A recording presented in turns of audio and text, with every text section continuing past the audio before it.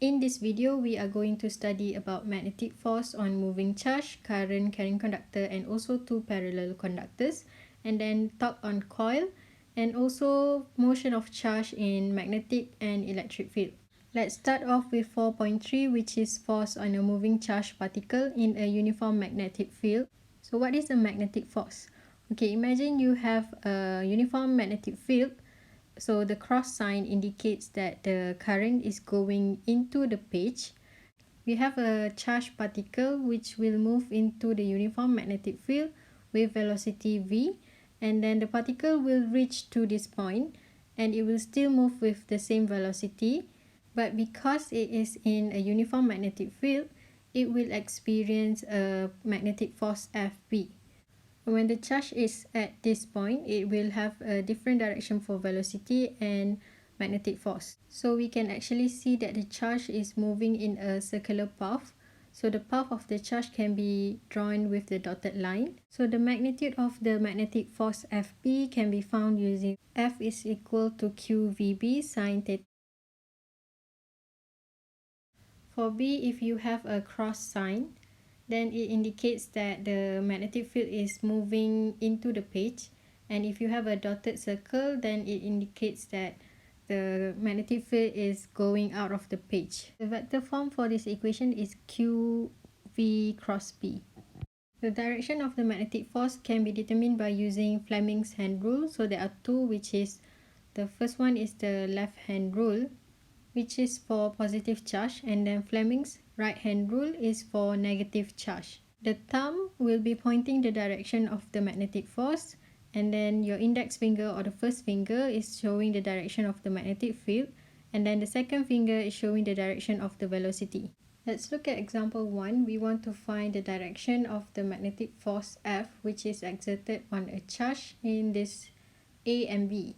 We will use Fleming's left hand rule for a positive charge. So use your left hand to determine the direction of magnetic force. Your second finger will be showing the direction of velocity, and then your index finger is showing the direction of the magnetic field, and you will get the direction of the force, which is into the page. For B, we have a negative charge, so use right hand rule. Your second finger will be pointing towards the velocity, your index finger is showing into the page, and you will get a magnetic force which is to the left. Now we will look at the motion of a charged particle in a uniform magnetic field. Here we have a uniform magnetic field, and the cross sign indicates that the magnetic field is going into the page. And then we have a positive charge which is moving perpendicularly into the uniform field with velocity v. When the charge is at this point, it will have a velocity in this direction, and then you can find the magnetic force which is acting on that charge by using the Fleming's left hand rule. Your thumb will be showing the direction of magnetic force, index finger will be showing B, and second finger will be showing V. So you will get a magnetic force which is upwards. And if the charge is at this point, it will have velocity in this direction, and you can find the direction of magnetic force using the same method, and you will get the direction of magnetic force to be to the right. Now for this one, we have a magnetic field which is going out of the page, so we still have a positive charge, and this positive charge will move into the uniform field with velocity v. And using Fleming's left hand rule, you can get the direction of the magnetic force, which will be downwards. And when the charge is at this point, it will have a magnetic force which is to the left. From here, we can see that the charge is moving in a circular motion. So for something that is moving in a circular motion, it has a centripetal force. For example, a moon orbiting around the Earth has a centripetal force which is contributed by the gravitational force. Now for this particle, the force that is contributing to centripetal force is actually the magnetic force. From there, we can see that the magnetic force contributes to the centripetal force. So we can write it as Fb is equal to Fc, in which Fb is QVB sine theta and Fc is mv squared over r. And theta is the angle between V and B, which is 90 degree.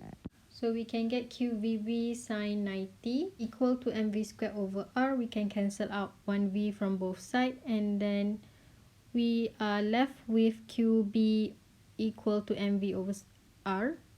With r as the subject, we will get mv over bq. And r is actually the radius of the circular path. The period of the circular motion can be found through v is equal to r omega, in which omega is equal to 2 pi over t. So substitute in omega into the original equation, we will get v is equal to 2 pi r over t, and then rearrange this equation to get t as the subject. So t is equal to 2 pi r over v. So r is actually mv over bq. Substitute it into that equation, and you will get t is equal to 2 pi m over bq. And the frequency is given by f is equal to 1 over t. Now let's look at force on a current carrying conductor in a uniform magnetic field.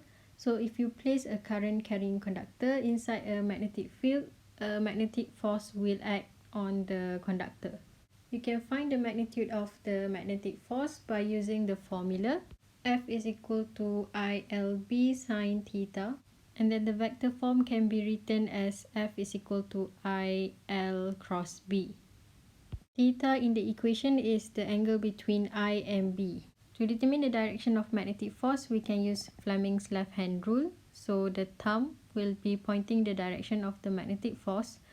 The index finger will be showing the direction of the magnetic field, and then the second finger will be showing the direction of the current. Here we have conductors which are placed in a uniform field. So we can see that for this diagram, the field is perpendicular to the conductor, and then in the conductor there is a current I flowing through it. And when you place a current carrying conductor inside a uniform magnetic field, it will experience a magnetic force. The magnetic force can be found using the formula F is equal to ILB sine theta. Theta is actually the angle between current I and magnetic field direction B. And from here we can see that I and B is perpendicular to each other, so theta is 90 degree. And then you can get F is equal to ILB sine 90 degree, and sine 90 degree is equal to 1. So you will get F is equal to ILB, which will give you the maximum force. For the second diagram, we have a conductor which is placed parallel to the magnetic field lines. The angle between the current and the magnetic field line is 0 degree. And for magnetic force, we can get F is equal to ILB sine 0 degree, in which this will be equal to 0. Now let's look at example 2. We have to find the direction of the magnetic force on a current carrying conductor in the following cases A and B. So for A, we have a conductor with current going upwards, and then the magnetic field which is going into the page. So we use Fleming's left hand rule to determine the direction of the magnetic force. So current upwards and then magnetic field into the page, and you will get magnetic force which is to the left. Same thing applies for B. You have current going downwards, but the magnetic field is still into the page, and magnetic force will be to the right. Moving on to 4.5, which is about forces between two parallel current carrying conductors. So now we are going to look for force per unit length, which is F over L. Here we have two current carrying conductors which are placed parallel to each other, and the currents in both conductors are flowing through the same direction. Applying what we have learned from previous subtopic, we can find the direction of the magnetic field by using the right hand grip rule. So if we have current which is going upwards, then our thumb will be pointing in that direction, and then the rest of our fingers will be pointing the direction of the magnetic field. So for conductor 1, we will have a magnetic field which is like this. As you can see, there is a point on conductor 2 in which the magnetic field of conductor 1 touches it. This point will be named as point P. So at point P, there will be a magnetic field direction that can be found there by drawing a tangent to the curve there, and you will get magnetic field which is in this direction, which we will name as B1. And then because we have magnetic field and also current at that point, we can find the magnetic force which is acting on conductor 2 due to conductor 1. Use Fleming's left hand rule. So your index finger will be showing the direction of the magnetic field, and then the second finger will be showing I. So you will get the direction of the magnetic force, which will be to the left. And then conductor 1 will also have a magnetic force acting on it due to conductor 2. So we have to look at conductor 2, the current is going upward, and we will get magnetic field direction, which is also counterclockwise, which can be drawn like this. So at here we can see there is a point on conductor 1 in which the magnetic field of conductor 2 touches it, and we call that as point Q. There will be B2 at point Q, and then because there is current and magnetic field, we can find the magnetic force by using Fleming's left hand rule. We have current upwards and then magnetic field which is going out of the page, so we will get magnetic force to the right. So we can find the value of B1 by using the formula of a straight conductor. So for a straight conductor, B is equal to mu naught I over 2 pi r. And then to find B1, B1 will be equal to mu naught I over 2 pi, except r will be equal to d because d is the distance between the point to conductor 1. So 2 pi d. And if we have a page at point P, we can see that P is going into the page, so we can include the direction as well. And then to find F12, we use the formula for a straight conductor, which is F is equal to ILB sine theta. So F12 is equal I2LB1 sine theta. It is I2 because the current that is passing through B1 is current I2, and then the angle between B and I is 90 degree. So substituting in the 90 degree will give you F12 is equal to I2LB1, in which B1 is equal to mu naught I over 2 pi d. So you can substitute that into there, and you will get the equation in the form of this. And then finally you will get F12 is equal to mu naught I1 I2L over 2 pi d. Then find B2 using the same general formula. So mu naught I2 over 2 pi, R is still equal to D, and you get 2 pi d there. And then find F21 using the same general formula as F12. So you will get F21 is equal to I1LB2 sine theta. Theta is the angle between B2 and I1, which is 90 degree. And then you will get F21 is equal to I1L. B2 is mu naught I2 over 2 pi d. And then finally, you will get F21, which is equal to mu naught I1 I2 over 2 pi d. You can see that the one you get for F21 is the same as F12, so you can write it as F12 is equal to F21, which is equal to F, which is mu naught I1 I2L over 2 pi d. What we want to find is actually force per unit length. So we want to find F over L. So bring L from this side to the other side, and then you will get F over L is equal to mu naught I1 I2 over 2 pi d. From this diagram, we have F21, which is to the right, and then F12, which is to the left. So these are actually attractive forces. Okay, what will happen if we change the direction of the current in conductor 2 to upside down? We will still have two parallel conductors, but now you can see that the current in one is going upwards. So you get the magnetic field which is counterclockwise. And at point P, you have magnetic field B1, Meanwhile, current 2 is going downwards. So you can find the magnetic force direction at point P using Fleming's left-hand rule, and you will find that the direction of F12 will be to the right. And then in conductor 2, we have current which is going downwards, so the magnetic field will be clockwise, and at point Q there will be B2 in this direction. Using Fleming's left-hand rule, you will get the direction of force at point Q, which will be to the left. And from this, you can see that you have F21, which is to the left, and then F12, which is to the right. And they are both in the opposite direction, so you can tell that they are actually repulsive forces. So two conductors that have the currents flowing in the same direction will be attracted to each other, and then if the currents are in opposite direction, they will repel each other. Okay, example 3, we have two parallel wires which are placed 0.25 meter apart in a vacuum, and then they carries a current of 2.4 ampere in the same direction.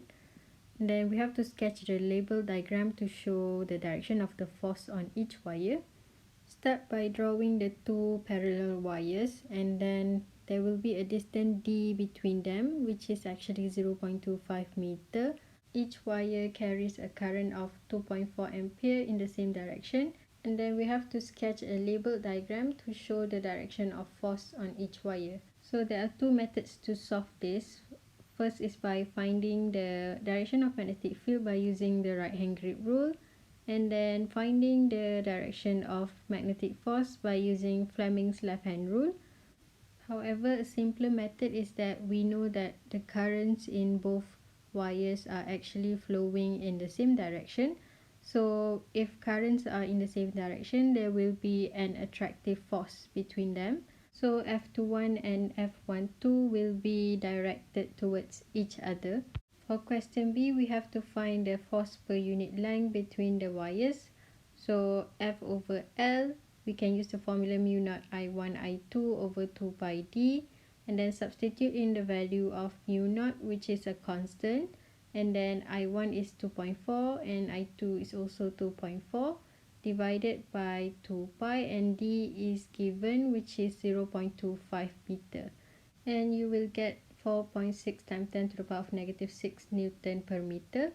And then for C, if the current in one of the wire is reduced to 0.64 ampere, calculate the current needed in the second wire to maintain the same force per unit length between the wires as in B. So the current in one of the wires is changed. So let's say we change the current in wire 1. So I1 is changed, and then we want to find I2. So we can find I2 by using the formula of force per unit length, because the force per unit length is the same as the one in B. So force per unit length is equal to mu naught I1 I2 over 2 pi d. Substitute in force per unit length, so you get this equal to the equation above, and then substitute in all the values for mu naught I1 and then 2 pi d, and then you find I2, which will be 8.98 ampere. Okay, now we will learn about torque on a coil. So consider we have a rectangular coil of wire with side length A and B. In the middle of the coil there is an axis PQ, so the coil can turn about the axis PQ. The coil is in a magnetic field of flux density B, and the normal of the coil makes an angle theta with the direction of the magnetic field. So what is normal? You have a surface of the coil or the plane of the coil, and then you have the normal force, which will be perpendicular with the plane of the coil, and then we will label this as A. And then we have a current I, which is flowing around the coil as shown. And because the coil is in a magnetic field, it will experience a magnetic force, and the forces will cause the coil to rotate. If you view this diagram from this side, you can draw it as this version. And here you have the plane of the coil, and then you have the normal, and then direction of magnetic field, and then you also have the magnetic force. To differentiate the two forces, I will name this as F2 instead. So the direction of the magnetic force can be determined by using Fleming's left hand rule. You can find F1 by using the formula ILB sine theta, in which theta is actually the angle between I and B. So if you look at here, you have I, and then B is upward, so the angle between them is 90 degree. F1 will be ILB sine 90, and then L is actually equal to A. To get IAB, finding F2 will give us the same as F1, which is IAB. So from here we can tell that F1 is actually equal to F2. Now we want to find the net force and net torque on the coil. If we find the net force, we will get it equal to 0. But if we find the net torque, it won't be equal to 0, because right now the coil is rotating due to force 1 and force 2. For example, force 2 will cause the coil to rotate clockwise, and then same case for force 1. Torque is the cross product of R and F. What is R? R is the perpendicular distance between the force and also the rotation axis. So in this case, we have here, and we know that the total length is B, so this part is B over 2. And this can also be written as RF sine theta, in which theta is the angle between the distance and the force. So for force 1, we can find torque 1, and then force 2, we can find torque 2. Net torque is equal to the sum of torque 1 and torque 2. However, we have to think about the sign of both torques. So remember, if you have a force which causes the coil to move in a clockwise rotation, so torque 1 will be negative, and the same thing goes for torque 2.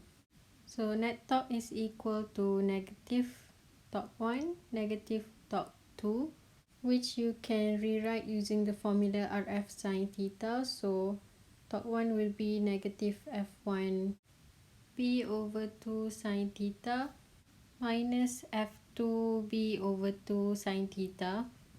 And then F1 is equal to F2, which is equal to IAB, and then we will have negative 2 IAB B over 2 sine theta.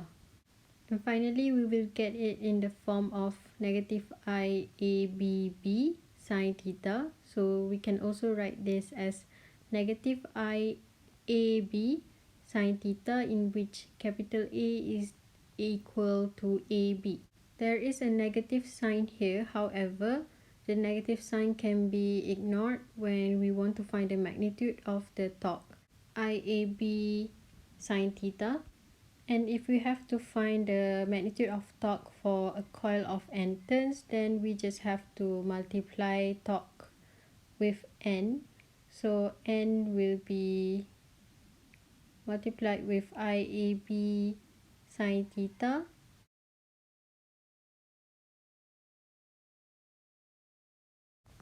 Okay, the vector form of the formula will be torque is equal to NIA cross B. You will find that the torque is 0 when theta is equal to 0, and it is maximum when theta is 90 degree.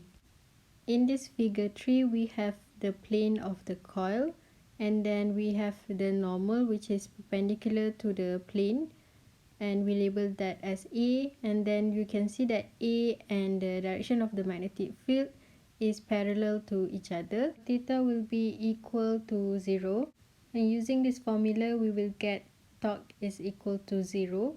And then for figure 4, we have a plane of coil which is placed parallel to the magnetic field.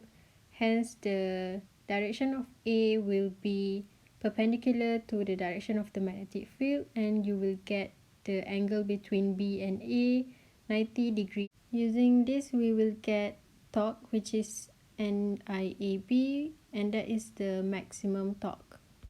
So this is a radial field. As you can see, the plane of the coil is always parallel to the magnetic field for any orientation of the coil. For example, if you have a plain coil here, then it is parallel to the field at that point. The torque is always constant and maximum, and it is given by the formula torque is equal to NIAB sine theta, in which theta is 90 degrees, so you will get torque is equal to NIAB, which is the maximum torque. Let's look at this question. We have 50 turns rectangular coil with sides 10 cm times 20 cm. We are given B and also I, and then we have to find the torque acting on the coil when the plane of the coil is perpendicular to the field, parallel, or 75 degrees to the field. A, we have a plane which is perpendicular to the field B, and then our A will be in this direction, and then the angle between A and B will be 0. So using this formula, we can find the torque, which will be NIAB sine 0, and this will give us torque equal to 0. And then for B, we have the plane of the coil which is parallel to the field. A will be perpendicular to the field, so the theta between them is 90 degree. And then use the formula torque is equal to NIB sine theta. So N is 50, I is 7.3, A is the area of the coil, so you just multiply 20 centimeter with 10 centimeter. Or you can convert them into meter first. So 0.1 meter times 0.2, and then you will get 0.02 meter. And then B is 2.5 sine 90, so you get torque is equal to 18.3 Newton per meter. And then for C, you have a plane which is 75 degree to the field, so you will draw it like this. And then we will have A in this direction, so the angle between A and B is 90 minus 75 degree, so you will get it theta is equal to 15 degree. And then use the same formula as usual, so substitute in all the values, and then you will get torque is equal to 4.72 Newton per meter. Okay, now we are going to look at moving coil galvanometers. So we have a galvanometer which consists of a coil of wire suspended in the magnetic field of a permanent magnet, and then the coil is rectangular shape and consists of many turns of fine wire. When the current I flows through the coil, the magnetic field exerts a torque on the coil, and the torque is given by NIAB. And then there's also another torque which is due to the spring, which exerts torque tau s. Tau s is K theta, where K is torsional constant and theta is the rotational angle of the coil. The coil and the pointer will rotate only to the point where tau is equal to tau s. Tau is NIAB, tau s is K theta, I is equal to K theta over NAB. Example 5 is about galvanometer. So we have a rectangular coil which has 50 turns and magnetic flux density 5 times 10 to the power of negative 2 Tesla. We are given the resistance and also V, and then we are asked to find the maximum torque. We can find maximum torque using NIAB. However, we don't have current I, so we have to find the current first. We are given V and R, so we can find current using V is equal to IR, and then I is equal to V over R, which we will get 0.3 ampere. And we can substitute the value of I into here, but we have to find the area first. So area is just multiplying both sides together, and then A will be 4 times 10 to the power of negative 3 meter, and substitute this into NIAB, and we will get the maximum torque.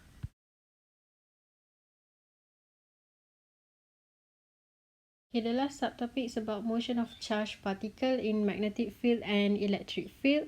So we have these two diagrams here, and this is what we call a mass spectrometer. We will look at the first portion first, which is the velocity selector. So what do we have here is a positively charged particle which enters the field with velocity v. So V is perpendicular to the electric field and it is also perpendicular to the magnetic field. Once the particle enters the field, it will experience an electric force which is downward because the charge is attracted to the negative plate, and then there will be a magnetic force on the particle as well because it is in a magnetic field. So the direction of the magnetic force can be determined using Fleming's left-hand rule. If the particle travels in a straight line with a constant velocity, the electric and magnetic forces will be equal in magnitude. Therefore, Fb is equal to Fe, and Fb is QVB sine 90 degree, and Fe is QE. Cancel Q on both sides, and then we get V is equal to E over B.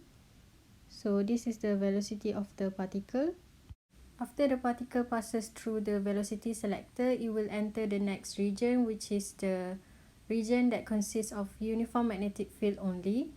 So you can see this charge here enters the uniform magnetic field region, and then it will experience a magnetic force which causes it to move in a circular path, which means that the particle experiences a centripetal force which is contributed by the magnetic force. So QVB is equal to mv squared over r.